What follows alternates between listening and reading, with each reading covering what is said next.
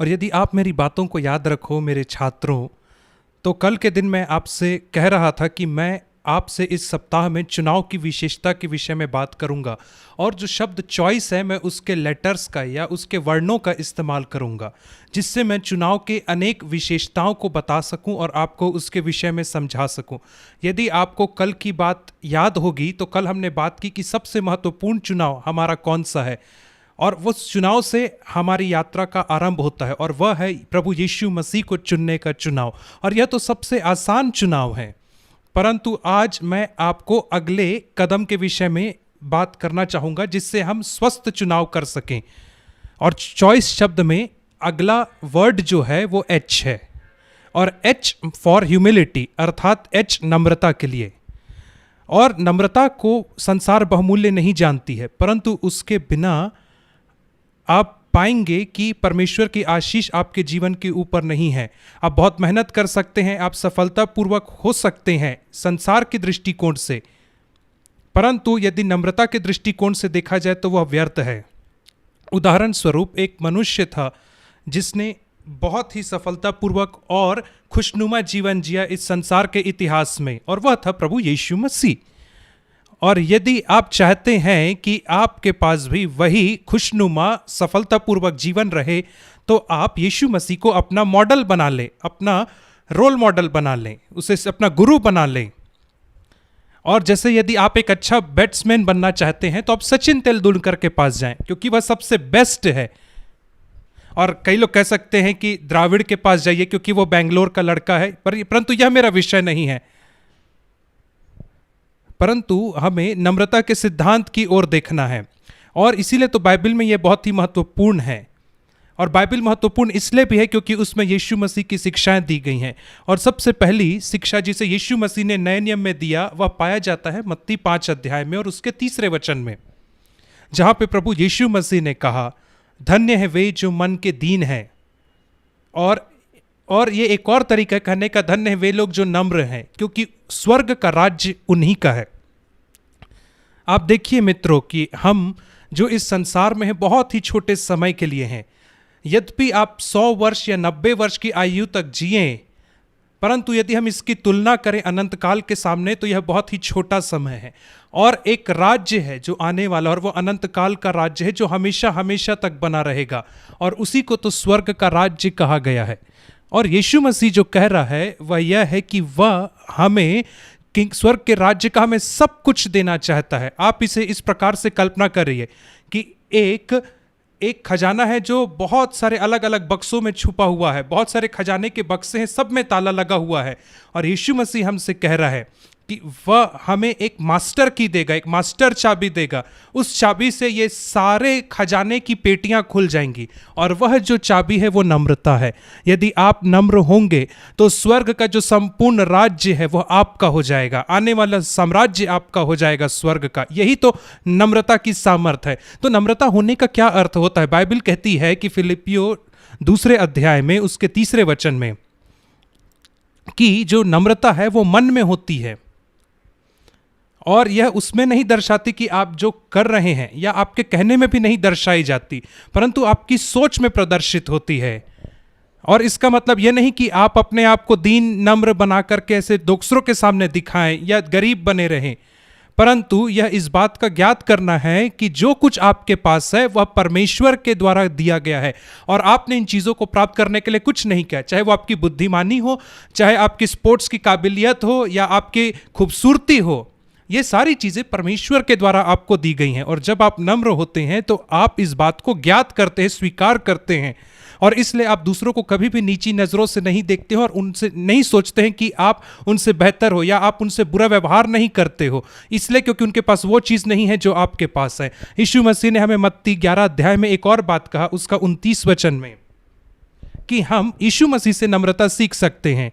तो ना केवल उसने हमें नम्रता सिखाया कि नम्रता क्या होती है, परंतु उसने हमें नम्रता क्या है वो दर्शाया भी।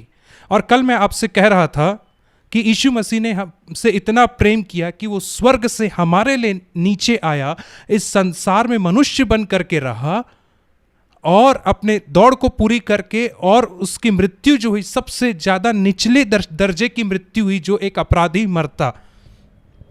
और हम भारत के अनेक सड़कों पे हम कुत्तों को देखते हैं। मेरे भारत की यही यादें तो मुझे बहुत आज भी यादें हैं कि रात को कुत्ते कैसे भौंकते हैं सड़क पे। यदि आप सड़क पे एक भूखे कुत्ते को देख रहे हो जिसे घाव लगा हुआ है और वो एकदम दुबला पतला कुत्ता है और बहुत ही बीमार सा दिख रहा है, तो आपको उसके लिए तरस होगा और आपको लगेगा कि क्या मैं उसके लिए कुछ कर पाऊँ। और मुझे लगता है कि आप उसे ज़रूर उसकी मदद करना चाहेंगे, आप उसे कुछ खाना देंगे, उसे डॉक्टर के पास ले जाएंगे। परंतु यह और ही बात होगी यदि आप उसके लिए कुत्ते के समान बन जाएं और उसके लिए कुत्ते के जैसा जीवन जिए और उसके लिए कुत्ते के समान दुख उठाएं। और यही तो सच्ची विनम्रता है मेरे बहुमूल्य मित्रों। यही तो प्रभु यीशु मसीह ने हमारे लिए किया। वो परमेश्वर था, उसने अपने आप को नम्र किया और हमारे समान बना। और जो परमेश्वर और मनुष्य के बीच में जो फासला था वो बहुत बहुत बहुत बड़ा फासला था, परंतु जो फासला मनुष्य और कुत्ते के बीच में वो बहुत कम है। परंतु यीशु मसीह ने यही किया और उसने हमारे सामने एक अनुसरण वाला जीवन रखा। वो उसने उदाहरण जी करके दिखाया जब वो इस संसार में आया। पहला पत्रस 5 में बाइबल बताती 5:5 में कि जब कभी परमेश्वर हमको नम्र होते हुए देखता है तो वो हमें एक और वस्तु देता है जिसे अनुग्रह कहते हैं। और आपने अनुग्रह शब्द को पहले सुना होगा। यदि आपने नहीं भी सुना है तो मुझे नहीं पता कि क्या आप सुन करके भी इसके अर्थ को जानते हैं कि नहीं। और आप अनुग्रह को ऐसा समझ सकते हैं, यह रुपया है, पैसा है स्वर्ग की। यदि आपके पास पृथ्वी में बहुत सारा पैसा है तो आप जो चाहें वो कर सकते हैं क्योंकि आपके पास पैसा है उन चीज़ों को करने के लिए। और ठीक वैसे ही यदि आपके पास अनुग्रह है तो आप कुछ भी कर सकते हैं परमेश्वर के राज्य में। और उसका अर्थ है कि इस संसार में परमेश्वर के राज्य में रहते हुए, इस संसार में जीवन व्यतीत करते हुए और अनंत काल में भी परमेश्वर का राज्य आपका है और आप कुछ भी कर सकते हैं क्योंकि जो अनुग्रह है वो स्वर्ग का पैसा है। परंतु जैसा वचन कहता है, और वह अनुग्रह आपको केवल तभी दे सकता है जब आप नम्र बनोगे। और इसलिए जो नम्रता है वह रहस्य है ताकि हम सामर्थ रख सके और अधिकार रख सके परमेश्वर के राज्य में। मैं आपको एक उदाहरण देना चाहूँगा जो आपको इसे याद रखने में मदद करे ताकि हम जाने कि हम कैसे वास्तविक तौर पे जीवन जी सकते हैं। आप देख रहे हो कि संसार जो है वो अंत की कगार की ओर जा रही है और जो भी चीज़ संसार में है वह भी मिटते जा रही है। और जो भी चीज़ जिसे संसार बहुमूल्य जानती है उसका कोई भी अर्थ नहीं है, वो व्यर्थ ही मानी जाती है। पैसा या धन, ऐश्वर्य, वो सब शून्य है। यदि आपके पास बहुत सारा पैसा है तो उसका मतलब यह कि आपके पास एक बहुत बड़ा शून्य है। और खूबसूरती या सुंदरता के विषय में क्या, यदि आप सोचते हैं कि आप बहुत खूबसूरत है तो वह भी एक शून्य है। यदि आप सोचते हैं कि आप सबसे खूबसूरत व्यक्ति हैं अपने क्लास में, हैंडसम है, खूबसूरत है अपने क्लास में, तो यह क्या है, एक बहुत बड़ा जीरो के समान है, शून्य के समान। शोहरत, प्रसिद्धि और हर व्यक्ति जाने कि आप कौन हो, आप संसार में बहुत प्रसिद्ध हो और ये सारी वस्तुएं हैं जिनके पीछे संसार पीछे पड़ा है, यह भी एक शून्य है। और आप कितना भी आप सोचो कि आप कितना भी प्रसिद्ध हो, विश्व प्रसिद्ध हो, यह एक बड़ा शून्य है। क्लास में प्रथम आना, और जो शिक्षक लोग हैं मुझसे इस बात के लिए नफरत ना करें, परंतु यदि आप सोचते हैं कि यह बहुत बड़ी बात है, आपको बहुत बेहतरीन करना है जो आप कर सकते हो, परंतु यदि आप मेहनत करते हैं और आप उसके विषय में कुछ सोचते हो तो वह जीरो है। और ऐसी बहुत सारी बातें, मैं इस पे बहुत उदाहरण आपको दे सकता हूं, परंतु यह शून्य के अलग अलग प्रकार हैं। और इससे कोई मतलब नहीं कि आपके पास कितने शून्य हैं। यदि आपके पास एक शून्य है तो वो शून्य है, यदि आपके पास 100 शून्य है तो वो भी शून्य ही है। और इससे कोई मतलब नहीं कि आपके पास कितना बड़ा जीरो है, यदि बड़ा जीरो है तो भी जीरो है, छोटा जीरो है तो भी जीरो है। और गलातियों 6:3 में एक वचन है, यदि आप सोचते हो कि आप कुछ व्यक्ति हो, इस बात को जानते हुए कि ये सारी वस्तुएं शून्य हैं, तो आप अपने आप को धोखा दे रहे हो।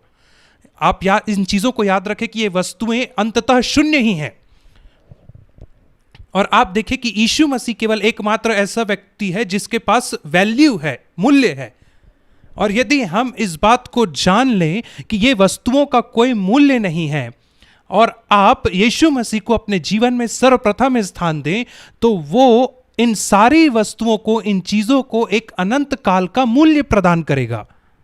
तो यहां पे प्रश्न यह नहीं कि आपके पास कितना शून्य है या कितने बड़ा शून्य है, परंतु परमेश्वर ही है जो निर्धारित करता है कि आपके पास कितने शून्य होंगे और कितने बड़े शून्य होंगे। परंतु जो मुख्य बात है वह यह है कि क्या प्रभु यीशु मसीह आपके जीवन में प्रथम है। और जब आप इस बात को ज्ञात करते हैं कि ये सारी वस्तुएं शून्य हैं और जब आप दूसरों को नीचा नहीं देखते हैं, तब उसके बाद जो भी परमेश्वर आपको देता है तो आपका संपूर्ण जीवन उन चीजों के साथ अर्थपूर्ण बन जाता है। इसलिए यीशु मसीह को आप सब बातों में प्रथम स्थान दें और इसलिए सारी वस्तुएं फिर अपने जगह में सही से आ जाएंगी। व्यवहारिक तौर पे नम्रता का मतलब होता है दूसरों की चिंता करना, उनकी आवश्यकता के विषय में सोचना, केवल अपनी आवश्यकता के विषय में नहीं। जो संसार के लोग हैं वो दूसरों का फायदा उठाना चाहते हैं, जीवन में सफल होने के लिए दूसरों का फायदा उठाते हैं, परंतु जब आप नम्र होंगे तो आप दूसरों के विषय में सोचेंगे। और एक तरीके में जब यीशु मसीह हमारा उदाहरण था वो यह था कि उसने उन लोगों के साथ दोस्ती की जिनसे कोई दोस्ती नहीं करता था। उसके दिनों में कुछ ऐसे लोग थे जिनको कोढ़ जैसा एक बहुत इन्फेक्शन वाली बीमारी थी और उन लोगों के पास कोई उठना बैठना नहीं चाहता था। लोग उनका न्याय करते थे। गरीब गरीब मछुआरे थे जिन्हें लोग सोचते थे कि ये बहुत खराब लोग हैं, लेकिन यीशु मसीह ने उनके साथ दोस्ती किया।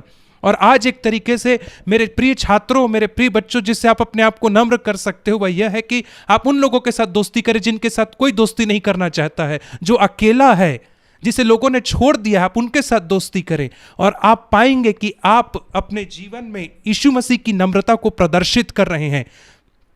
और कुछ बातों पर जोर दे के मैं समाप्त करना चाहूंगा जिसे मैंने कल कहा था। ये सारी जो चुनाव है उसे आप आरंभ कर सकते हैं। आपको एक हफ्ता अगले हफ्ते के लिए रुकने की या 2 साल 5 साल रुकने की जरूरत नहीं है। आप चुनाव आज ही कर सकते हैं। आप आज ही चुनाव कर सकते हैं कि आप मसीह को चुनें और आज आप निर्णय ले सकते हैं कि आज आप नम्र बनने का चुनाव कर रहे हैं और आप आने वाले जीवन में अर्थात अनंत काल के जीवन में आपको किसी भी प्रकार का पछतावा नहीं होगा। आइए हम प्रार्थना करें। पिता, मैं तेरा धन्यवाद करता हूं तेरी भलाइयों के लिए, तेरी करुणा के लिए। तूने हमसे प्रेम किया, तेरा धन्यवाद हो। और तूने हमें नम्रता का उदाहरण दिखाया और हमें यह बताया कि हम तेरे उदाहरण का अनुसरण कर सके। इन प्रिय बच्चों को और इनके शिक्षकों को तू आशीषित कर। यीशु के नाम से हम प्रार्थना मांगते हैं, आमीन।